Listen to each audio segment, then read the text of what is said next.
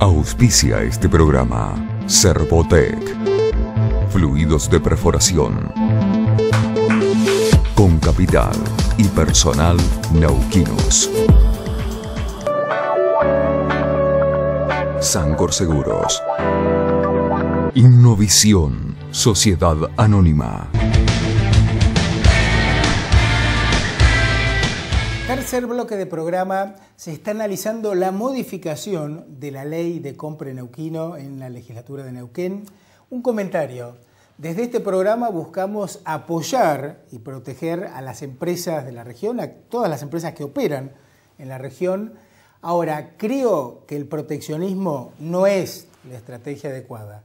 Para proteger y apoyar a las empresas de la región hay que bajar carga tributaria, eliminar burocracia, regulaciones, dar mayor seguridad jurídica. Esa es la forma, a mi criterio, de promover a las pymes de la región que siempre tienen un espacio en este programa. Vamos a analizar dos temas con el doctor Pablo Guido, que es economista, profesor universitario. Uno tiene que ver con una cuestión de fondo y para plantearla voy a citar a nuestra presidenta, quien señaló en una de sus tantas cadenas nacionales que a la economía la manejo yo. Y el punto es, a partir de esta afirmación, analizar si una persona o un conjunto de personas puede manejar la economía con resultados exitosos, porque poder se pueden hacer muchas cosas. Uno puede tomar un vaso de pintura, habrá que ver las consecuencias. ¿Cómo estás, Pablo? ¿Qué tal, Daniel? ¿Cómo estás? ¿Puede o no puede? Lo que dijo la presidenta creo que se puede analizar desde dos planos. Uno, el de la política económica pura, es decir, el presidente es el que está a cargo del Poder Ejecutivo y tiene asistentes secretarios que son los ministros. Uno de los ministros es el ministro de Economía y obviamente es nombrado por la presidenta. El ministro de Economía habitualmente en un país lo que hace es presentarle las alternativas y el que está a cargo del Poder Ejecutivo, sea un presidente, un primer ministro, habitualmente lo que hace es elegir lo que considera la mejor alternativa posible. O sea, visto desde ese lado, es cierto que la presidenta está a cargo de la política económica. Ahora, si el análisis es por otro lado, es decir, si se puede manejar el proceso económico centralizado en una persona, ya es un debate de otras características.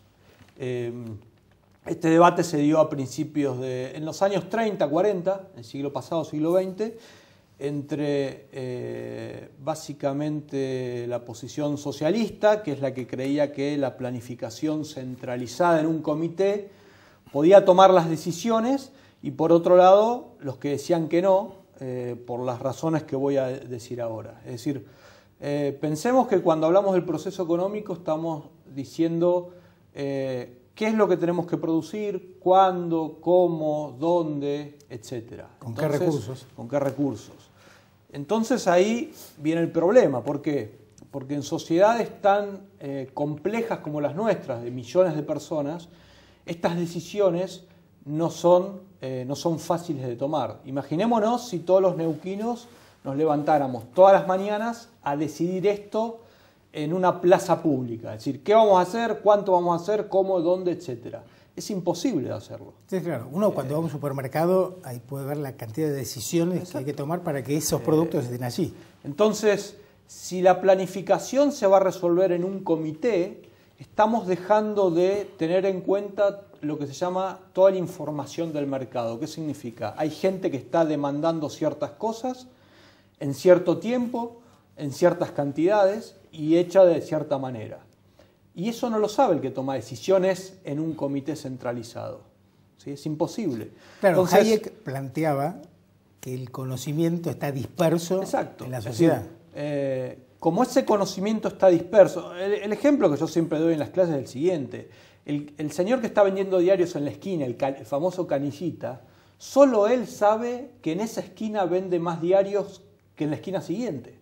Y ningún comité planificador puede decir, no, usted vaya para hacia ahí o para hacia acá. Claro, tal cual. Es decir, esa información, cuando hablamos de conocimiento, no hablamos de conocimiento científico, sino de esa información de tiempo y lugar. circunstancial, de tiempo y lugar. dónde pasa el cliente, a qué hora, qué es lo que creo que quiere el cliente, qué es lo que yo creo que tengo que producir, cuánto producir. Entonces, el sistema de precios, ya que mencionás a Hayek en el artículo de 1945, el uso del conocimiento de la sociedad, lo que decía Hayek es, como el conocimiento está disperso entre millones de personas, tengo que crear un sistema para conectar esta información. Un sistema que sea rápido, que pase información de manera veloz y poco costoso. Y esa información es el sistema de precios, que puede tener sus errores y sus fallas, pero hasta ahora es el que, digamos, el sistema de precios, para que tu público lo entienda, es una gran internet, ¿sí? Que comunica temas como qué es lo que quiere la gente, si acá estoy produciendo mucho, estoy produciendo poco, y eso cómo se comunica.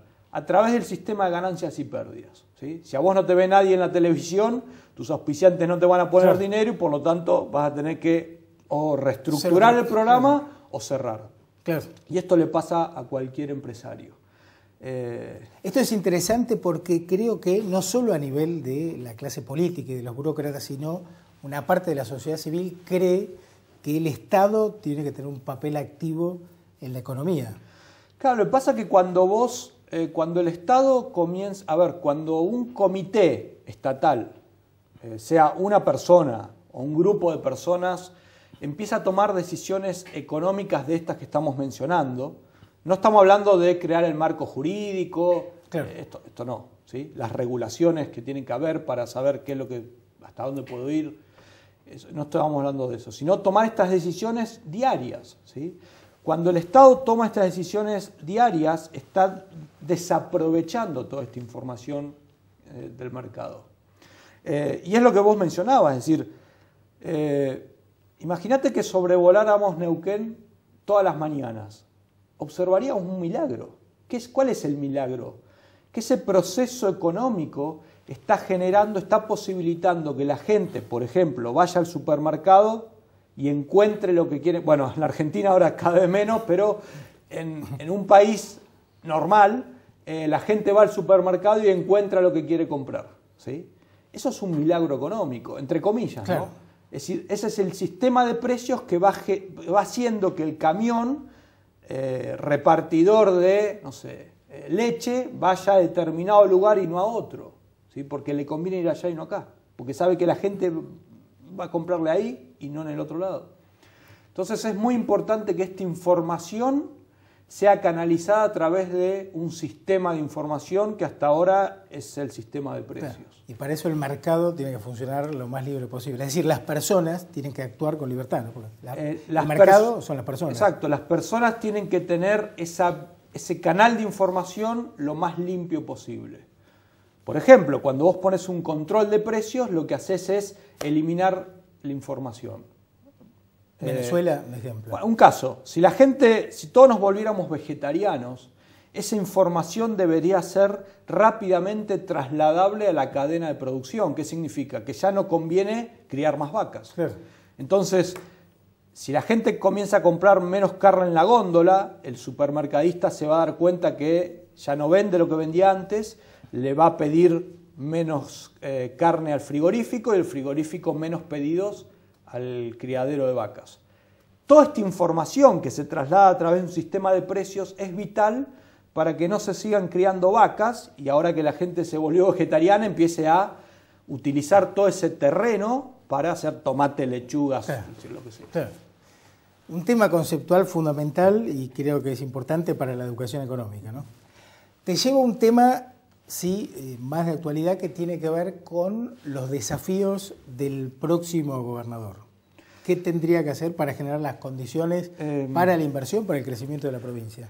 Bueno, si bien... En Neuquén, digo. Sí, sí, sí. Vos tenés en Neuquén, digamos, tenemos que considerar Neuquén tiene una estructura productiva singular, es decir, porque no es como Río Negro, o no es como La Pampa, o la provincia de Buenos Aires, o Mendoza inclusive, sino que es una provincia cuya actividad está, no digo centralizada, pero muy orientada obviamente a los hidrocarburos. En los últimos años toda la actividad hidrocarburífera ha ido, o sea, representa una menor parte del Producto Bruto de Neuquén, porque la producción de petróleo y gas ha ido cayendo. Y otras actividades se han ido incrementando, ¿sí? Básicamente las actividades de servicios.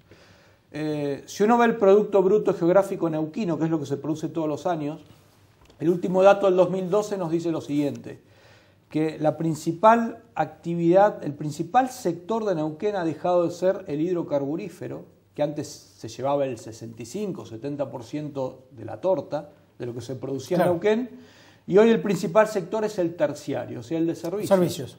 ¿Sí? O sea, que supera por unos pocos puntos al hidrocarburífero. Y el sector industrial, el sector secundario en Neuquén está alrededor del 12-14 puntos. El de servicio estará en 50 y el 40, más o menos 38, el hidrocarburífero.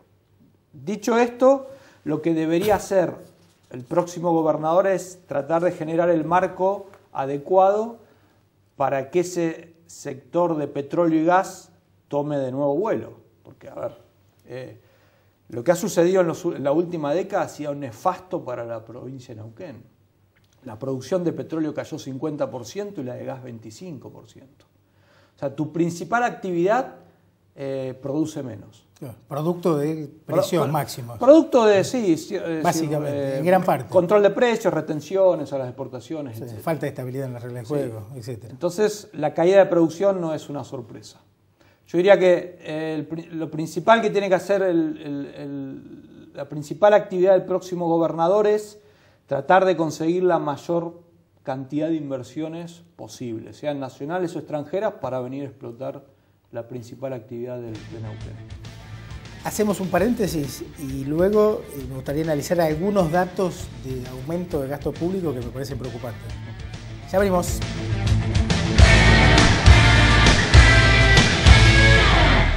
Auspician este programa La Casa de las Herramientas.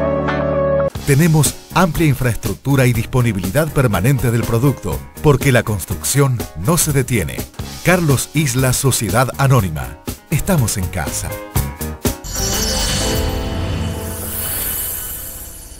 La producción del programa se comunica con Claro, Avenida Argentina y Diagonal 25 de Mayo, frente al Monumento a San Martín, Neuquén.